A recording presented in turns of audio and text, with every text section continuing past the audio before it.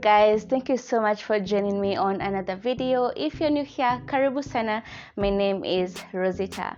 First of all, before I get on to today's lessons, I need to apologize for two things. The first one is the fact that yes, that I have a cold, so my voice is a little bit not as usual but I hope you do not mind that. And secondly, there are no lights. It has rained quite heavily just right now here in Nakuru, so the lights are kaput, they are off. So today we are depending on natural lights, which I hope is also going to serve the purpose. But anyway, the show must go on. For the last 3 days, I've been sharing different lessons, and I had really purposed to read your comments today because I want to encourage you to keep sharing the lessons that are resonating with you. But unfortunately, there is no Wi-Fi, and people like Moa depend on Wi-Fi throughout, so I'm going to read them out tomorrow. So this is a chance for you to write down a comment today so that I can read it out tomorrow. And this is it. Lesson number 10. I'll be measuring on lessons I've learned as long as relationships, dating, love, you know, that kind of a thing is involved. And let's dive right onto it. Lesson number 10. What is that one thing that you look for most in a relationship? For many, they say it's respect, others say loyalty, others say vision, others say purpose, others just want a rich person, others want a hard-working person. You know, all of us have different ones, and let me know what are those things that you look for in a relationship, in a partner. You know, let me know them in the comments.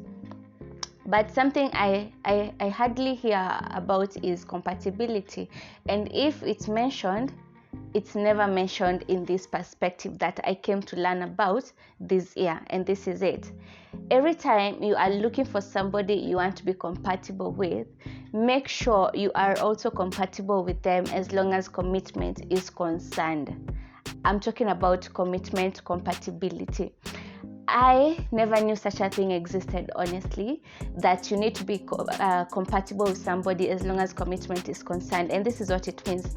If you are looking for a relationship because you are ready for marriage, make sure the person who comes into your life is also looking for such a kind of a relationship, because most people find themselves in a situation where you are with somebody who is not ready for marriage, yet you are there looking for marriage, or you are the person who's not looking for marriage and somebody who wants marriage is in the picture. So what do you guys do? You decide to just go ahead, and then at the end of it all, it hurts the both of you. And this is something I've come to learn. If you're looking for a short-time kind of thing, which I don't think is okay, but it happens anyway, we can't ignore it. If you're looking for a short-time kind of a relationship, make sure the person you entertain is also looking for a short-term kind of a relationship, which I still discourage. Please note, quote me, I discourage short-term. But if that's you, it's you. But I think I want to major on those who look for long-term relationships. So if you're looking for a long-term relationship, once you meet somebody, make sure they're also looking for the same kind of a relationship. Otherwise, you will spend all your energy, all your time and preparation thinking that this is a long-term thing, and in a short while somebody backs out on you, or they say, I'm not ready for marriage, it's such a huge responsibility. Bro, sis, make sure the kind of person you get into a relationship with is also as committed as much as you want to be. And I think for some reason commitment is such a strong virtue or value that we tend to ignore a lot of times as long as relationships are concerned. But if only we can be able to get to a level where you are in a relationship with somebody who values commitment as much as you do, I think there's so many things we can avoid, especially when it comes to breakups and divorces and all that kind of a thing. So I think commitment should be valued as much as loyalty, as much as respect, as much as understanding, as much as all those kinds of things that you are looking for in a person. Otherwise, if you don't weigh the commitment of a person towards you, eventually you are going to be utachwa kwa mata. You'll be left in the light. Direct translation, but anyway, I hope you understand me. Make sure you find somebody who is ready to commit to you at the same level that you're ready to commit to them. Make sense? Lesson number 11. You cannot have a relationship, a good relationship, if you don't understand yourself in the first place. In other words, you cannot know what you want without knowing who you are. You have to first of all know yourself before going out there and looking for what you want, because what you want and who you are, they are parallel to each other. Kikuyu parallelogram. These two things are parallel to each other. So if you don't know yourself, then you don't know what you want or what can suit you. You see, there's something we normally ignore when we read the Genesis that talks about Adam and Eve. You know, there's a word that really hit me the first time I got to understand it, and it's the fact that God made sure he gave Adam a suitable mate. Suitable. You know, for somebody to be suitable to you, it means first of all, you know yourself, so you know the kind of person who would be suitable for you. For example, if I'm very impatient, I know somebody who is patient is suitable for me. You see the point that I'm talking about. If there's something I hate doing, then I know somebody who loves doing that thing is going to be very suitable for me. If I have a weakness in a certain area, then I know somebody who has a strength in that area is going to be very suitable for me. But for me to get to that point, I need to first of all understand my weaknesses, my dislikes, my preferences, whatever I want. I need to first of all understand that, and that is what I've come to learn this year. I need to know myself for me to know the kind of person who will be suitable for me, and that person also has to know themselves for them to know the kind of suitable mate that they are looking for. Otherwise, we're just going to be just getting into relationships and walking out of them, because you are going to learn yourself in a relationship, and that is time wastage, it's energy wastage, it's wastage in short. So get to know yourself, and I think I have come to learn this through Martha. I've had Martha on this channel for a long time, so we talk a lot sometimes, and something she told me is that she has come to learn something about herself through reading, that she values loyalty a lot. So if somebody like that already knows themselves, there's no way she's going to tolerate disloyalty in any form, shape, size, or manner. She's not going to tolerate that, and that is what I'm talking about. Know yourself, know your values, know what you can compromise, know what you can't understand. I mean, you can't stand, know what you're looking for, you know, and that way you're going to also be able to make wise decisions as long as relationships are concerned. Don't just go for somebody because they're beautiful or handsome to rust. They're not going to look like that forever. So if somebody cannot take initiative, somebody is lazy, somebody is not, you know, basically if somebody is not suitable for you, don't be there for the sake of it. As long as you have known yourself, you're not going to just waste yourself and allow time to move when you know a relationship is not heading anywhere.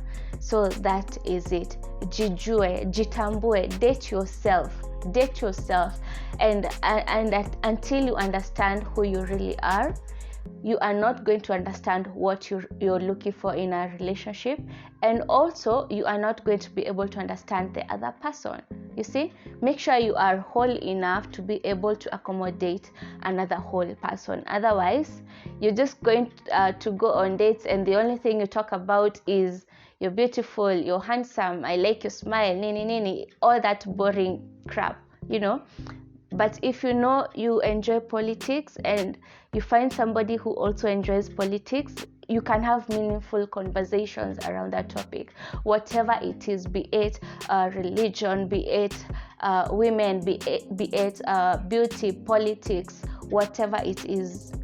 Ukishajijua, you are going to find that kind of a person, and you're going to find yourself being in that mutual level of understanding each other, and of course it enhances your compatibility. Got it? Lesson number 12, the stability of an individual will determine the stability of a relationship. When you're building a house, the stability of the foundation is what will determine the stability of the rest of the house. Otherwise, we have seen so many cases all over the news of buildings collapsing, and somebody said the foundation was faulty or there was a crack somewhere, which just brought everything down. And that is the same thing that happens as long as a relationship is concerned. You see, if you are not emotionally stable, if you're not mentally stable, trust, no matter how stable you find someone else to be, it's not going to hold a relationship. And this is a case of, I think I like to call this a charity case. Let me just call it a charity case. So many people, especially women, we put ourselves in a situation of, I'll change him, I'll help him grow, I'll help him develop his esteem, I'll help him develop confidence, There are 100 other women saying the same thing, but trust, the only person who will help him to be stable is himself and his God. Otherwise, you cannot say that everything will be fine as long as you get into a relationship with them and they're going to like get a light bulb and suddenly they are stable. No, you are not there to heal anybody. You are not the stability of anyone. So don't fool yourself into getting into a relationship thinking that someone else is going to change. And if you ever find yourself in a situation where you're convincing yourself that you change a person, trust, chances are that relationship will not work out. It won't go anywhere. So make sure you find somebody who is as stable as you are. And this could even go as far as financially, because some of the times you find yourself being in a very stable place as long as finances are concerned, and out of pity you get into a relationship with somebody who's not financially well off, and you will love them without even knowing that the thing that drew you to them is trying to help them, like you've made them a charity case in the first place.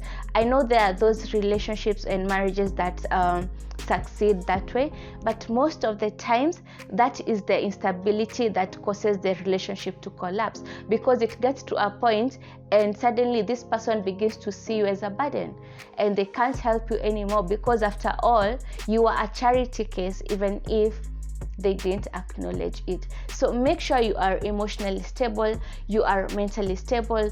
If you can be financially stable, at least be able to take care of yourself financially. You know, if you can feed yourself, you are good to go.